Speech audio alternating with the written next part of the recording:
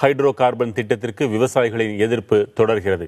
நாகை மாவட்டத்தில் ONGC ஆழ்துளை குழாய் மீது ஏறி கிராம மக்கள் கருப்பு கொடி ஏந்தி ஆர்ப்பாட்டத்தில் ஈடுபட்டனர்.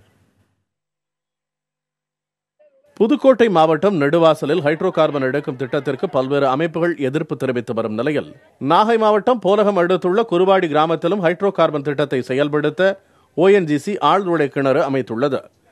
இதனை அறிந்த போலகம், குருவாடி, அண்ணா மண்டபம், புதுக்கடை, திருப்புகழூர் ஆகிய 5 கிராம விவசாயிகள் மற்றும் பொதுமக்கள் குருவாடியில் ONGC ஆழ்துளை குழாய் மீது ஏறி கருப்பு கொடியுடன் ஆர்ப்பாட்டம் நடத்தினர்.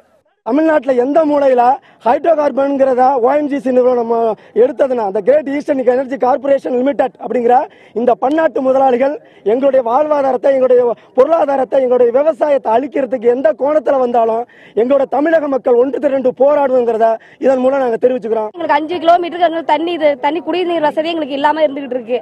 அதனால இந்த திட்டத்தை தடுக்கணும். நாங்க இதனால எந்த பாதிப்பு வந்தாலும் நாங்க எல்லாருமே தடுத்துக்கிட்டு இருப்போம். வர்றத ஆரம்பத்திலே எங்க தெரிஞ்ச பின்னால நாங்க தடுத்து நிறுத்துறதுக்காக இந்த இடத்துல போராட்டத்துக்கு வந்திருக்கோம். கடைசி வரைக்கும் இந்த திட்டம் வர்றதை நாங்க அனுமதிக்க மாட்டோம். போராட்டத்தில் ஈடுபட்டவர்களை காவல்துறையினர் கைது செய்ய முயன்ற போது இருதரப்புக்கும் இடையே வாக்குவாதம் ஏற்பட்டது. இதையடுத்து போராட்டத்தில் ஈடுபட்டவர்களை காவல்துறையினர் கைது செய்தனர். இதற்கிடையே ஹைட்ரோ கார்பன் திட்டத்தை அரசு கைவிட வலியுறுத்தி நெடுவாசலில் நடந்த கிராம சபை கூட்டத்தில் 3 தீர்மானங்கள் நிறைவேற்றப்பட்டன.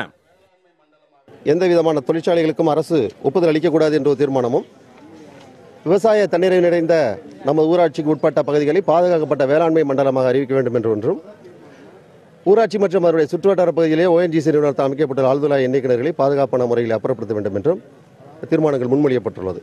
ஹைட்ரோ கார்பன் திட்டம் எந்த வகையில் வந்தாலும் அதனை எதிர்க்கப் போவதாகவும் விவசாயிகள் தெரிவித்துள்ளனர்.